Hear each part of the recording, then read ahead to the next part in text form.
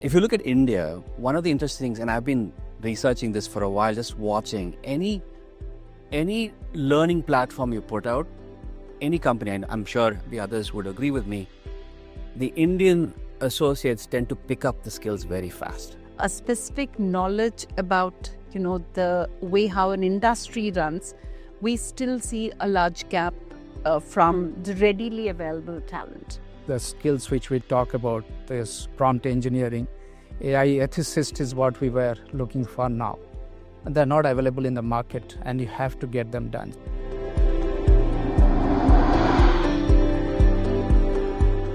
Hello and welcome to Fortune India Boardroom, a discussion series where we bring you top voices on the hottest topics. In the last decade and a half or so, the back offices of global MNCs have transformed themselves.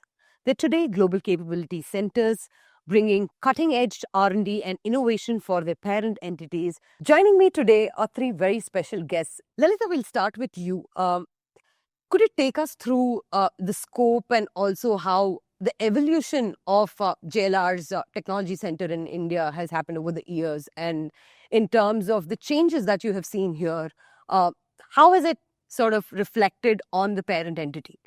Absolutely, Rukmini. Pleasure to be here today. Thank you for having me. So I've been with the GCC journey for about 14, 15 years now. And coming specifically, so I've seen the evolution you're talking about, going from the cost arbitrage, labor arbitrage, to truly being the value amplifiers and the transformation partners that the GCCs in the market today are. When it comes to JLR for us, we've been in the new format of GCC about close to 3 years now. We have some of the most important group functions represented from here in India. Things like we are essentially an ER&D kind of an entity. So we have people doing engineering R&D, which is your onboard software, power electronics, mechatronics, all of this parts from India as well. So we consider ourselves to be a very important aspect of the overall global capability framework that JLR has.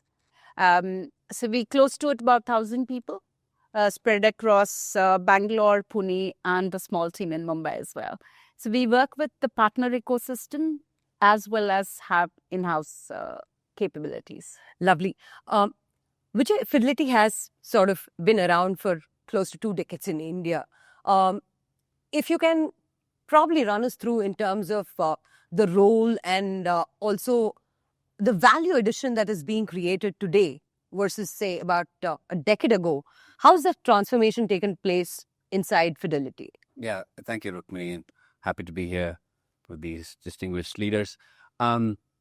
For us, the journey, 23 years being in India now, and like many others, our start was largely a scaling, right? Okay, there's cost arbitrage, let's go ahead and use this region for the talent. But then we went into 2 different phases. One was about, hey, there is talent, but then there is an opportunity for us to see if we can get these teams to own things. So we started going through a stage of ownership.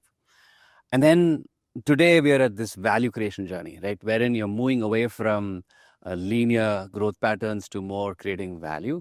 And I think the last 10 years have been a big change factor for us in terms of both, when you have tenure, you end up creating a talent base that has depth and awareness of a business, which actually, honestly, we don't even use the products we build, right? Unfortunately, that's the model. We don't have a local business.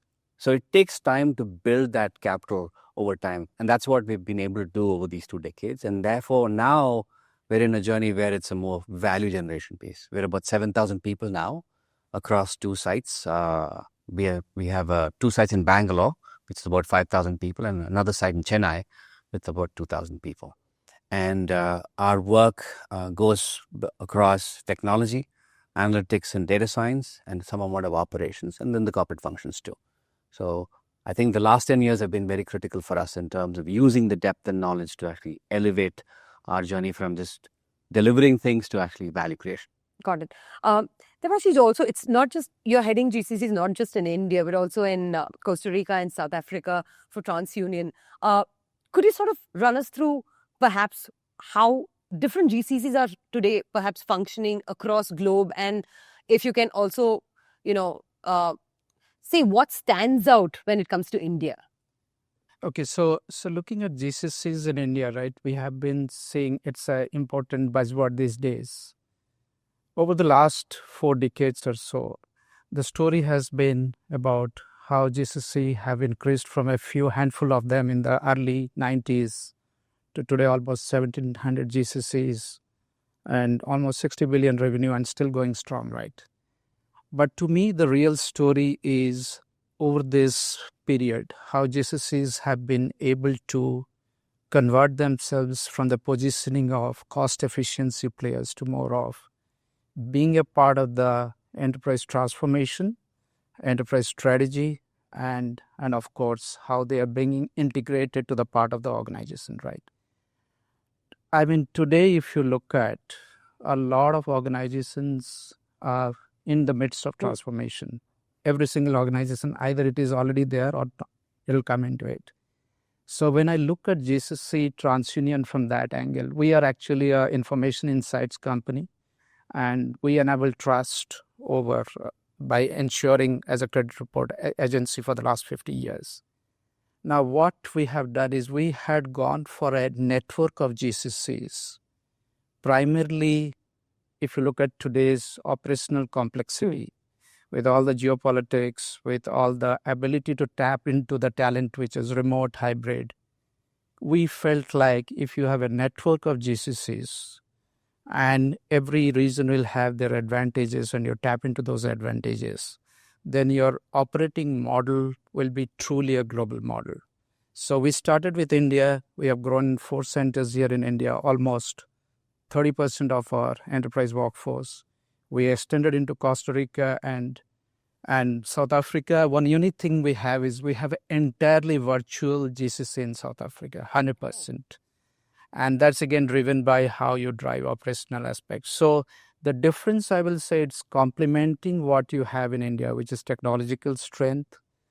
Combining with Costa Rica is more about nearshore location and you drive the locational advantages. Combining with South Africa, which has strong multilinguistic skills. So that's how we are bringing all together. Oh, that's fantastic. But from all the three of you, one critical piece that I wanted to sort of get your thoughts on was the way technology has sort of evolved. How much of that has been extremely critical or pivotal in terms of the role and how GCCs are functioning today? Has it got to do with technology evolution? Because what GCC stands today in India could have been very well be 10 years ago. But this evolution perhaps in roles or the value that GCCs are bringing to the table today is very different from what it has been.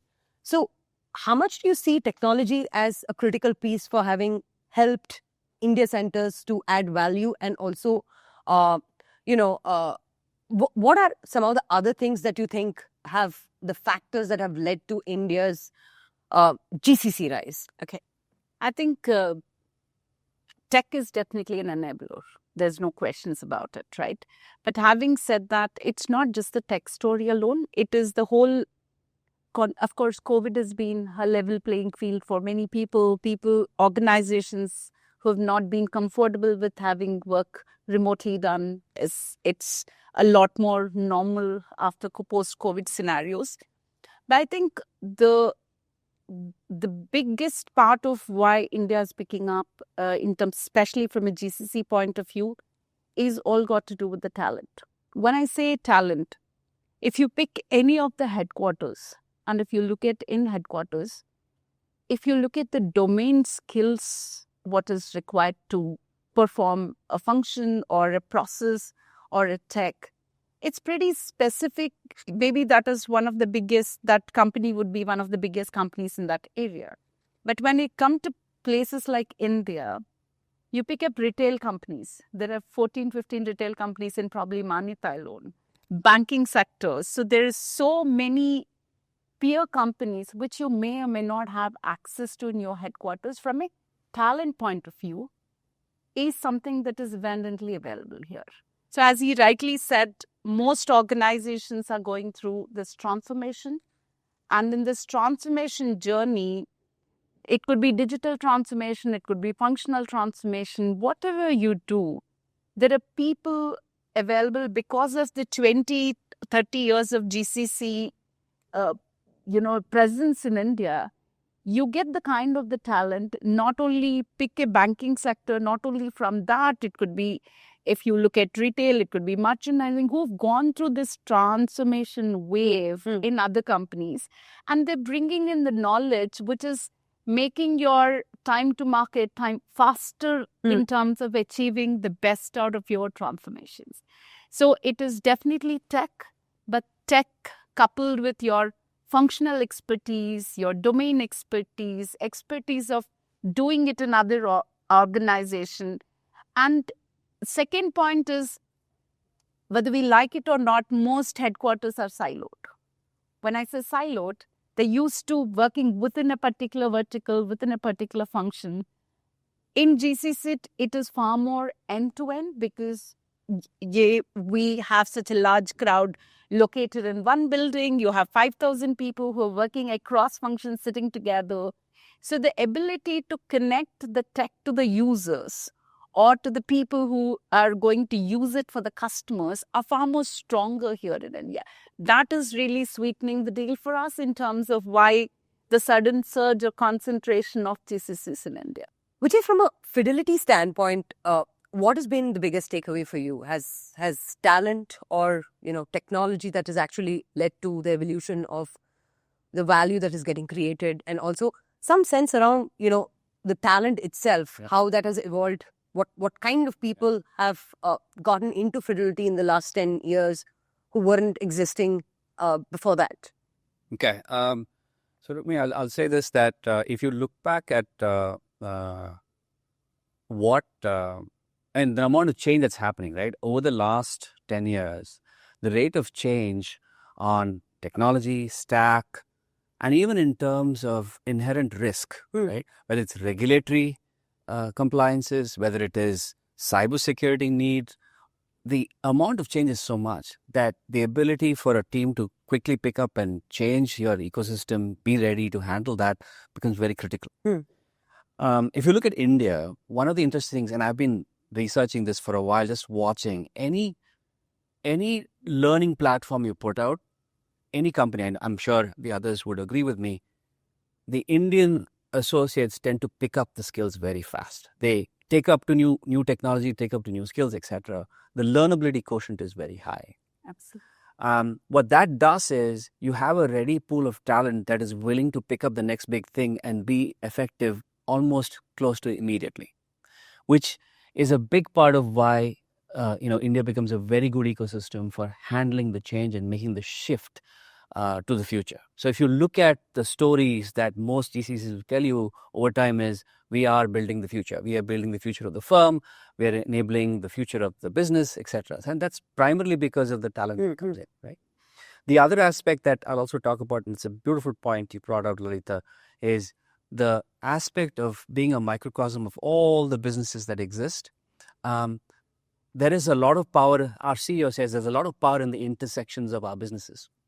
And the ability to actually see that with a set of associates who are looking for opportunities to find value and always, provide even more value beyond what's been asked for, it creates an engine of sorts that continuously looks for these intersections to bring back.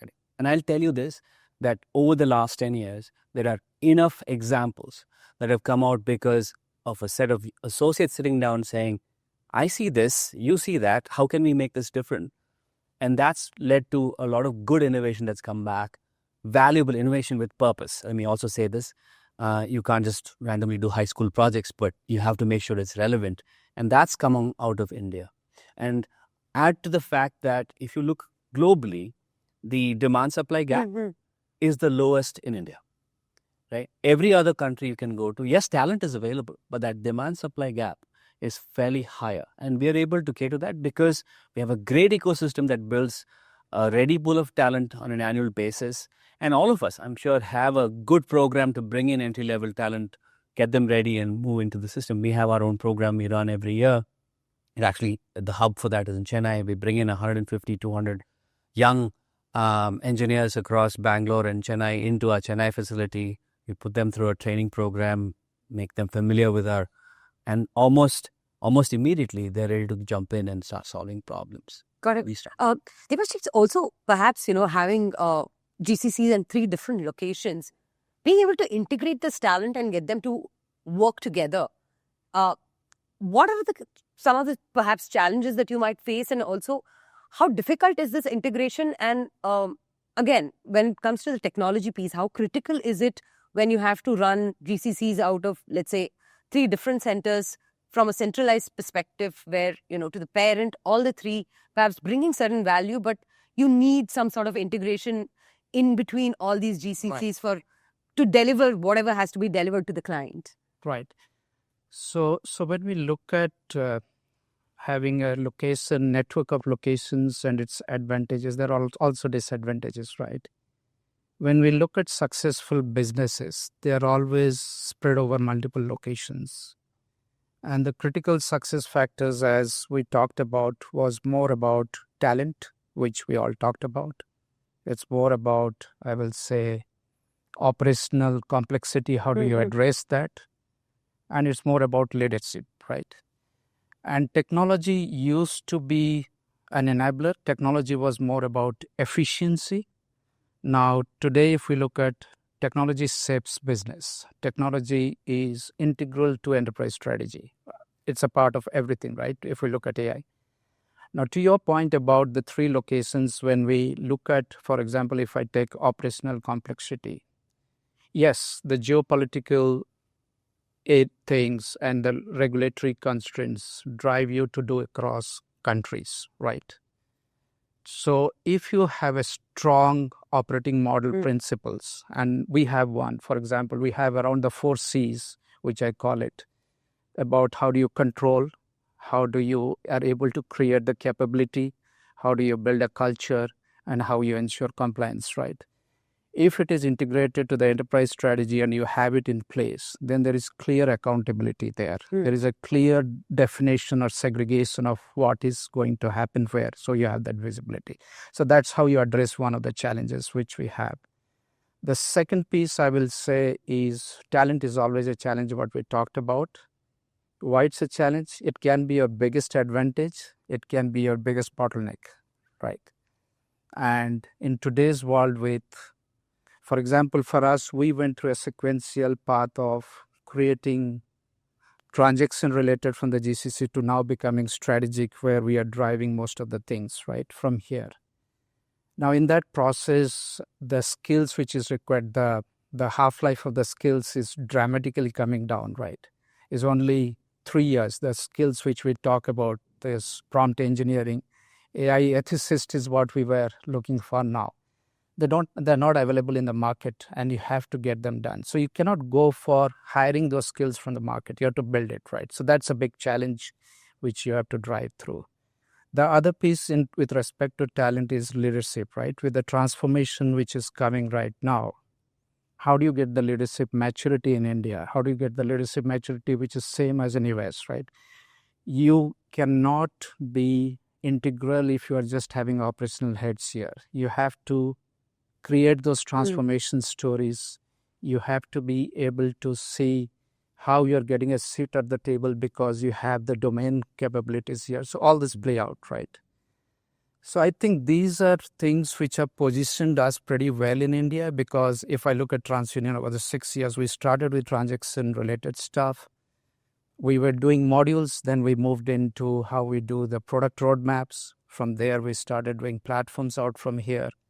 And we lead the AI here. And on the AI, I'll say this cost to the capability, right? The ability to do AI models here, scale them into production, deploy them across the globe, is done at a fraction of a cost out from India, if we look at externally, right? And with respect to the scale of talent, our tier 2 cities, the remote models right now, all are helping us to tap into talent across the globe. So these are factors which come in, how you figure out, divide across 3 locations, who should do what, how you contribute to the enterprise strategy. I mean, it's great to hear all of you sort of stress on the talent bit. But if we are to look at the last 3 or decades, Indian ITES services sector has been perhaps absorbing the bulk of the STEM talent that has been coming out of India.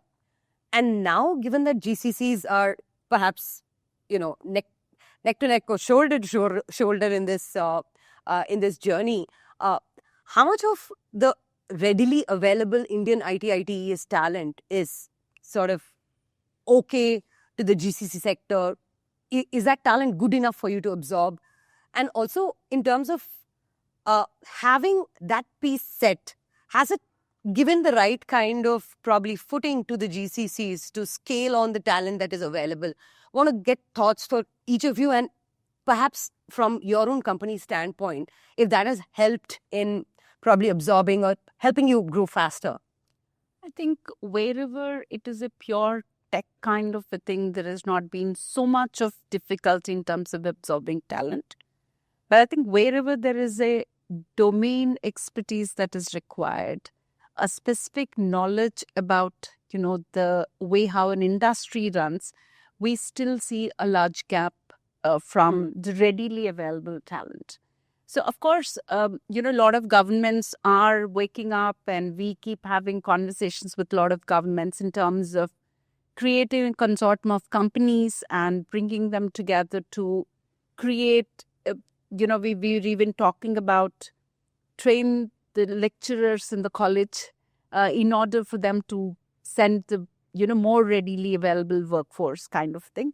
But I'm sure all of us have training programs that will take the graduate highs through a series of interventions in terms of either it about teaching your organization, your culture, how things work, the domain part of it, what are they expected to do, what role. So learning and development becomes super critical, especially when you hire entry-level talent.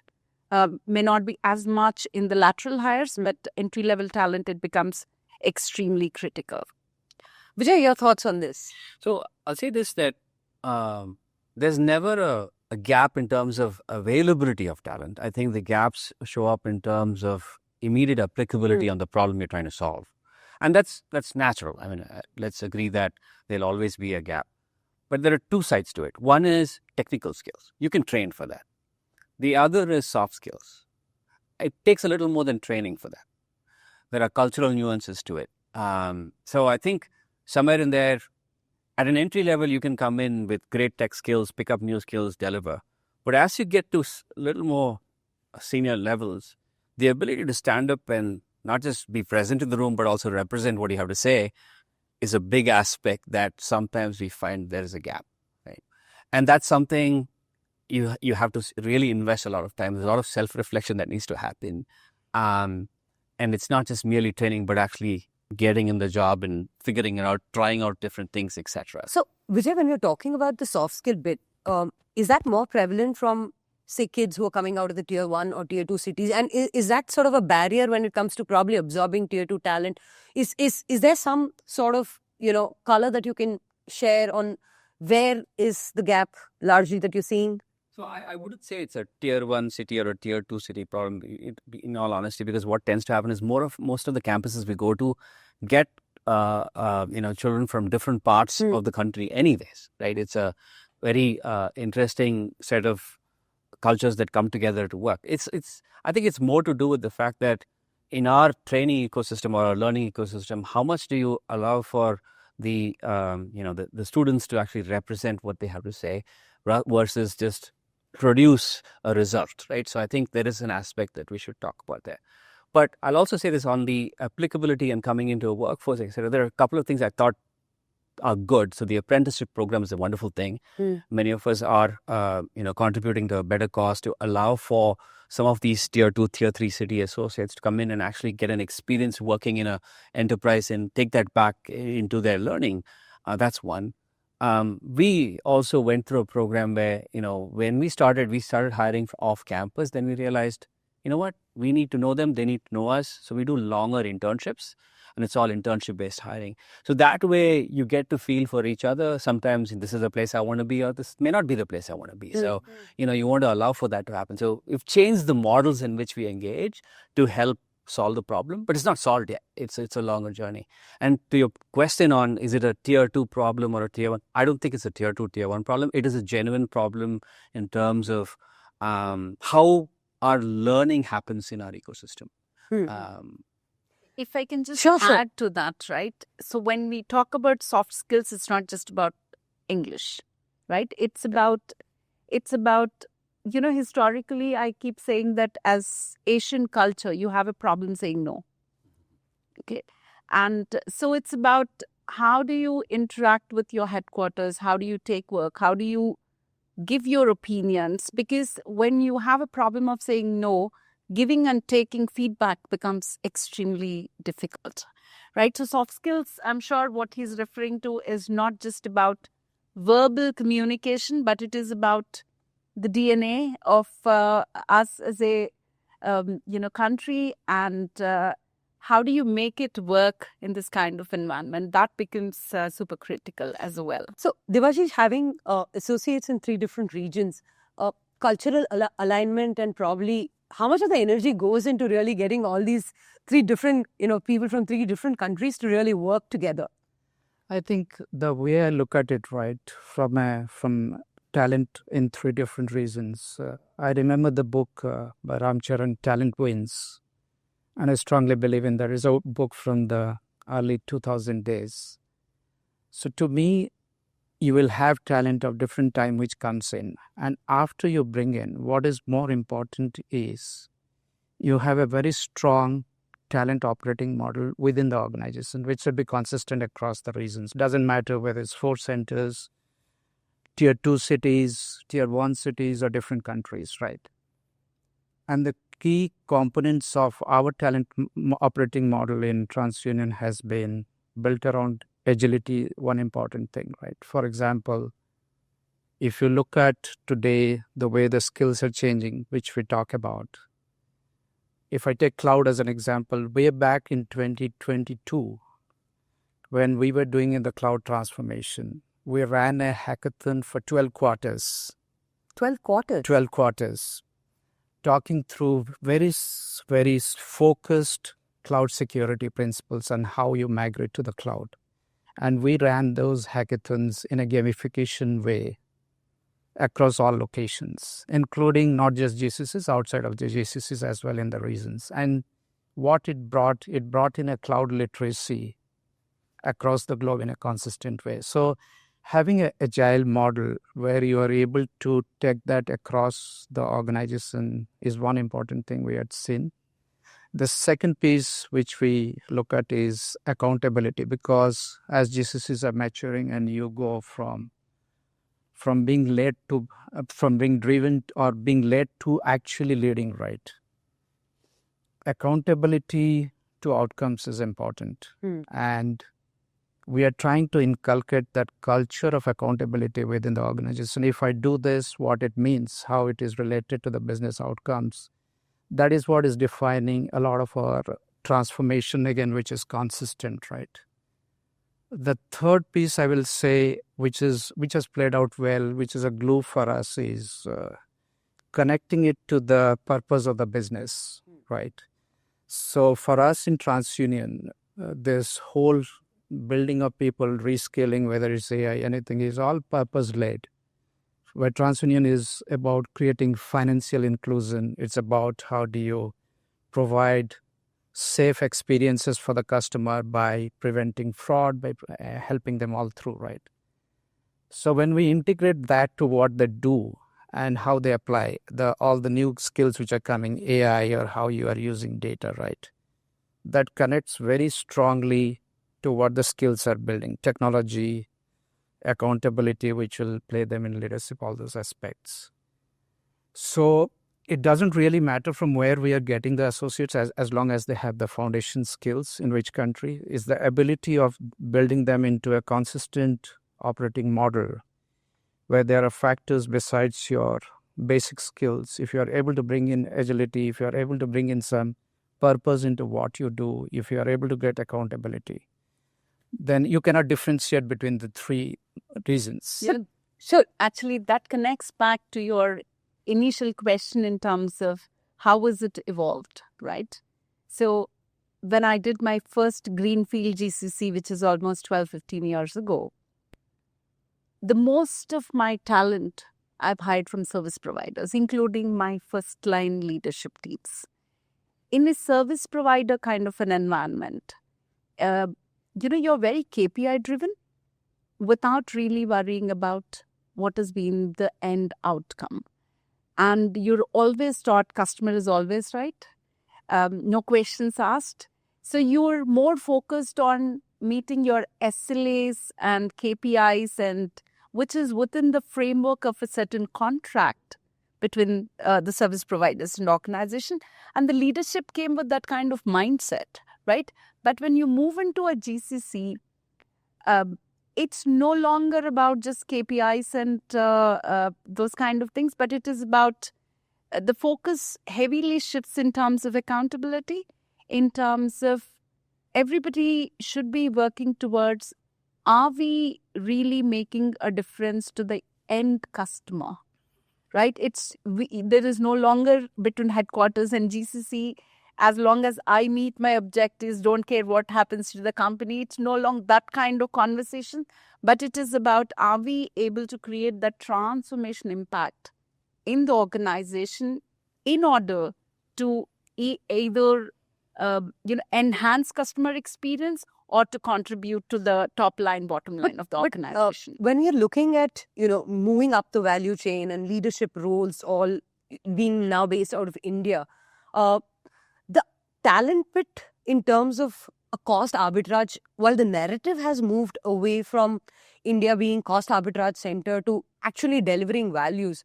But if you're looking at a global scenario, even today, most of the tech contracts that haven't slowed down in spite of, macro uncertainties are where business transformations that are really in the scope of, cost optimization and deals like those. But given that cost for any global business will still be on probably the CFO's top A thing to do, right? How much of that will still play out as in comparatively, not India as a site being a cost arbitrage center, but the talent availability and probably cost being seen as a value and not really, that being the connotation not being taken in a very negative sense. So just to not dissuade any of the new GCCs that are coming up, cost is always going to be a factor, and it's now the only difference is it is given, right? It's no longer the reason for organization to set up, but there is always going to be a cost arbitrage, labor arbitrage, not because it is cheap labor in India, but because of all the graduate hires we're talking about. Our talent in India is predominantly a pyramid. Our spans of control are much wider. So if you go anywhere else in the organization, if you're talking about a span of control of maybe 7 to 8 for each leader, India, we talk about easily 20, 25, a leader managing 20, 25 people.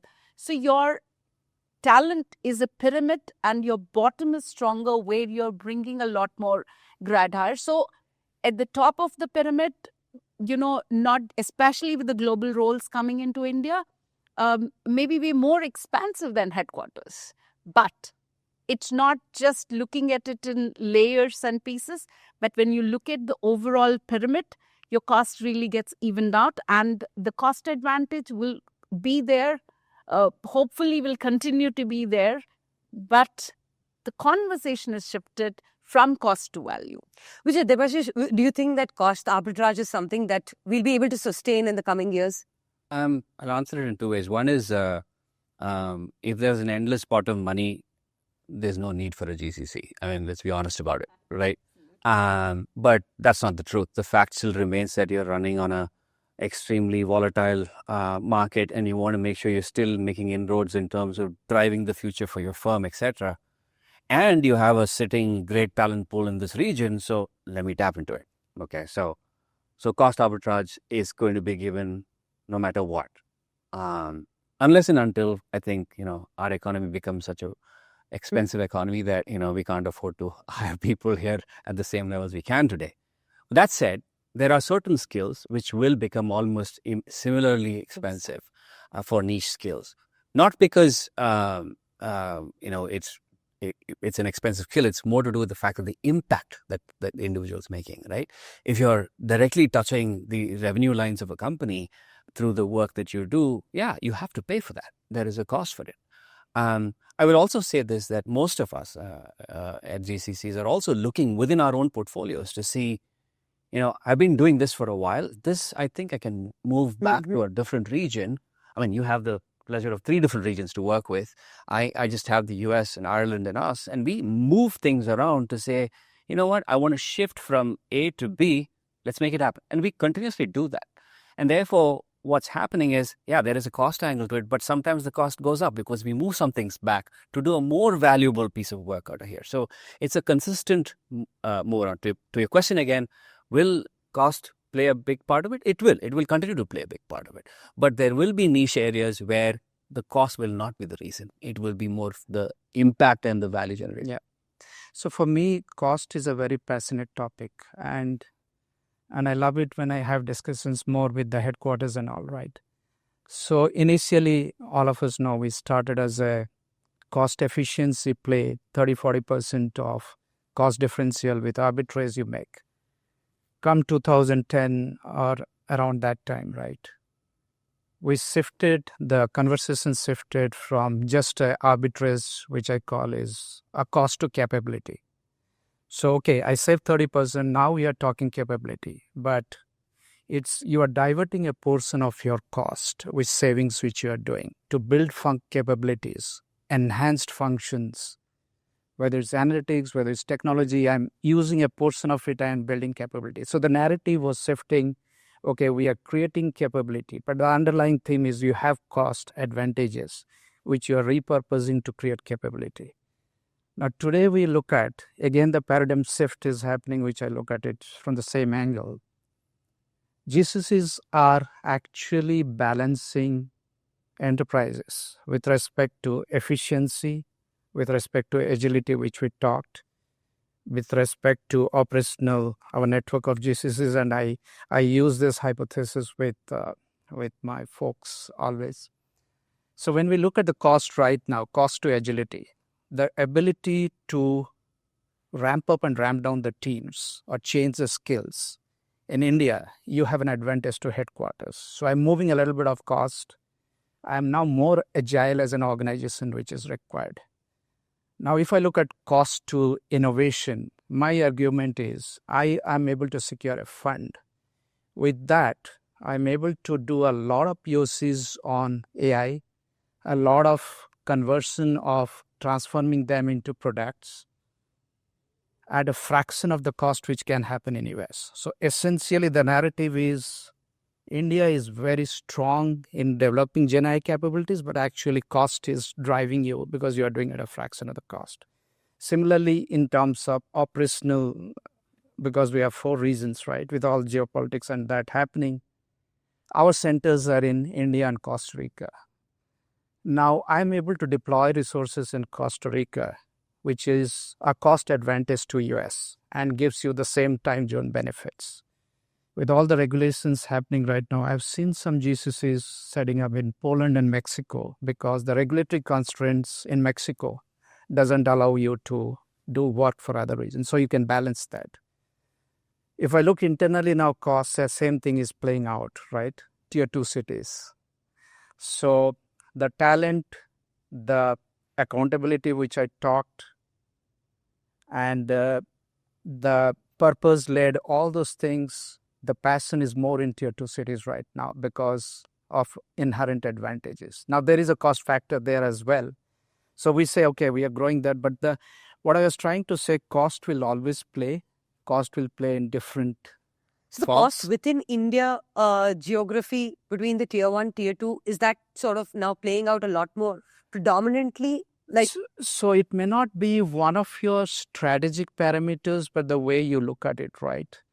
How you are able to tap into hybrid models, how you are able to get talent which you could have otherwise not got, how you are able to improve productivity because of the benefits of being in a tier 2 city and drive it. So those things will all play out.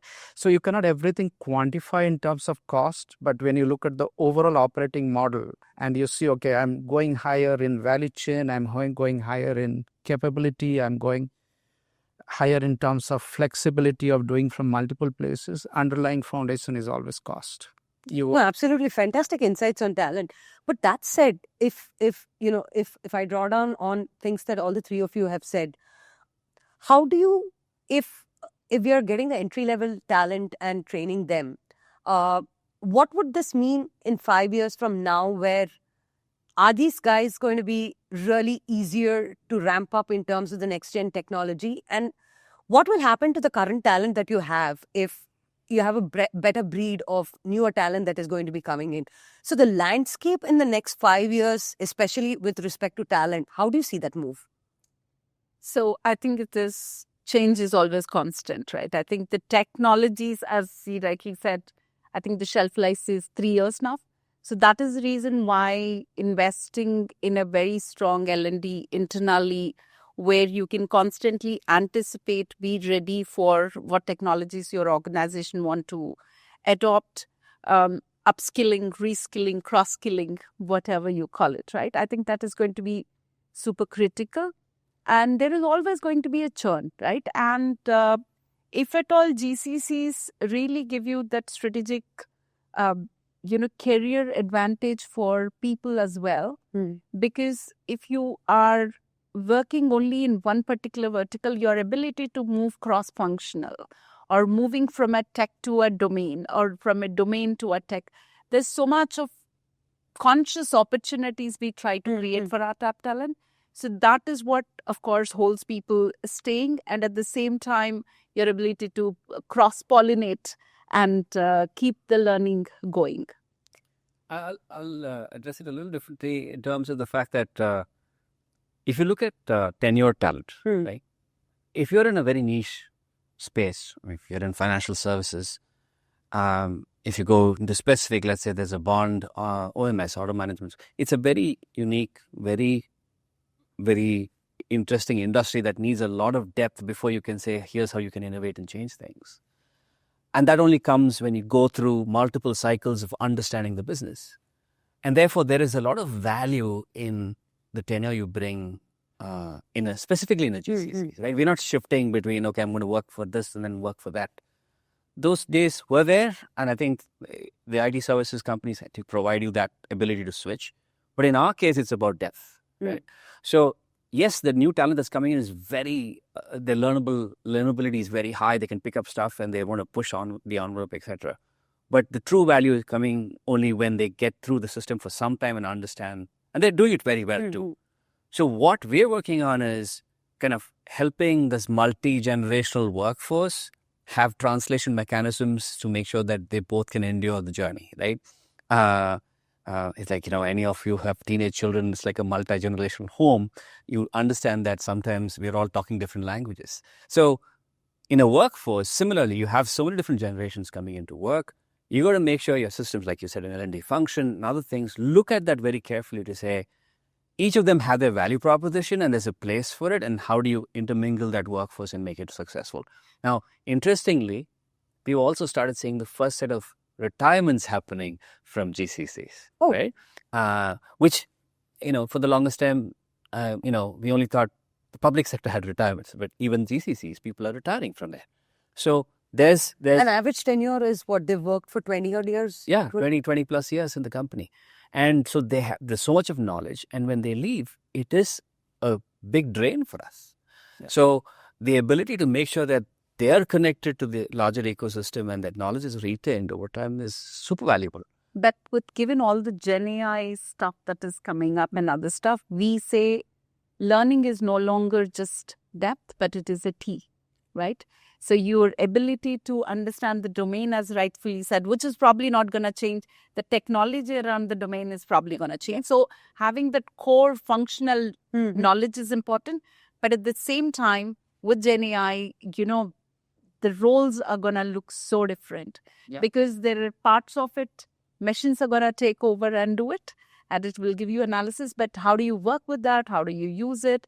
Your prompt engineering. There are many other aspects of a particular role. In the past, if you assumed a role to be 100% domain expertise, but today, what percentages of it's going to be a very different composition of skills that we would be looking at. That is the reason why learning and development becomes important, because you may have the depth, but how do we teach you the width from a new skill perspective? I'll just add one other aspect around. So we look at career vitality as a very important statistic in terms of how many of people are rotating across different roles and opportunities and learning.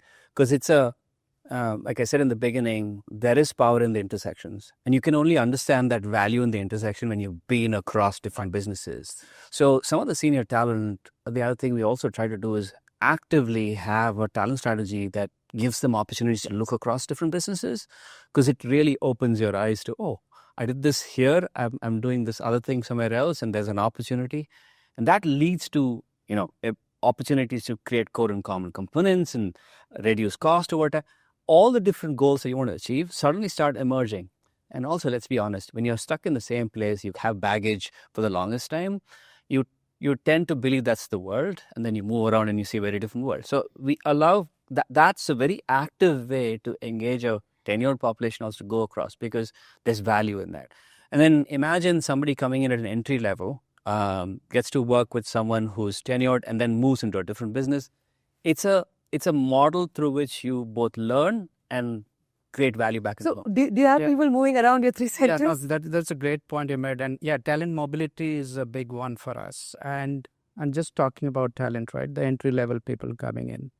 To me, again, it's a little futuristic the way I look at it. Talent is more about skills and experience, as Vijay called out. In an organization, I feel like the hierarchies will get blurred in future. Today, if you are an experienced person, there's a lot to learn from the Gen X and the millennials, right? When I want to build an AI application, I don't go to my boss or to people who are tech architects. I go to a college fresher who has joined in over the last year or two into the organization. And there's a good probability I learn more from him, even though I may be leading the entire center here, right? So for me, it will be, I always draw analogies from sports. It's not about who is the senior most person, who will be the most important person in the organization. It will be whom you give the ball, who is in the best position to score the goal, right? So for me, it will be organizations will be less hierarchical. Talent will be, and skills will be dependent on outcomes driven by that individual. I think that's a lovely analogy. And that we call it actually the reverse mentoring. We actively implement it in the organization. Well, as we come to a close of this discussion, final thoughts that I want to get from each one of you is, what do you see are maybe a couple of bottlenecks that even today exist, which probably we have to do away with to realize the full potential of GCCs in India? I think I'll start with you. I think let's not talk about Bangalore traffic.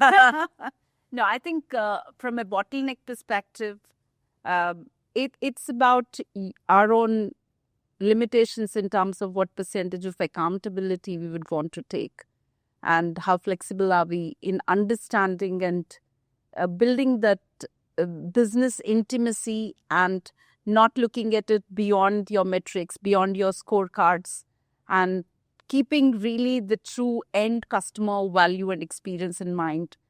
As long as we build that kind of mindset, working with the kind of the ecosystem we have in India, which is with academia, partners, the service providers, I think we're really cut out for a great journey. So, Vijay, top 2 or 3 things that you think needs to be fixed. Number one, I said this in other conversations too, is if you're setting up a GCC or you're a part of a GCC, don't go after the shiny object. Find out what is burning in the business. Find out what is truly hurting the corporate, and go after that and try to solve that. And that will become more valuable to the firm than anything else. The shiny objects will come, right? But create value in the core. That's the primary thing. The second thing I will say is, from a talent standpoint, ensure that you've got the right mechanisms to bring in talented individuals, get them closer to the end customer that you serve. It's very difficult to do it when you're so many miles apart, but if you can have an ecosystem that gets to either listening on recorded calls, conversations, etc., understand how each product of yours impacts a customer and what their journey is, helps you solve the problem so much better. And lastly, I think never. I always say this: never walk away from a good fight.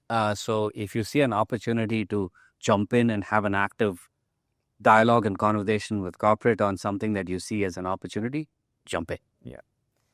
So to me, right, as I was thinking about it, so transformation has been going at a rapid pace now, right? What used to happen in decades now is happening in a few years. And as GCCs also, we were going as stepwise maturities. Now we have to mirror the transformation. So we have to crash everything, and we also have to move from a arbitrage to strategic the day one you set it up, right? All this is driven by technology at this point of time. So technology is driving this at a very high speed. But I feel like, as we talked through right now, talent will determine the destination. And for GCCs to succeed, I feel how you reach the destination of being the strategic part of the enterprise is how we play out the talent game in terms of scale, in terms of depth, so that's what to me will be the biggest challenge, but as well the biggest opportunity. So we have to walk the talk. Well, I want to thank each one of you for taking out time to do this insightful discussion. And thank you for joining us, and see you soon on the next episode of Fortune India Boardroom.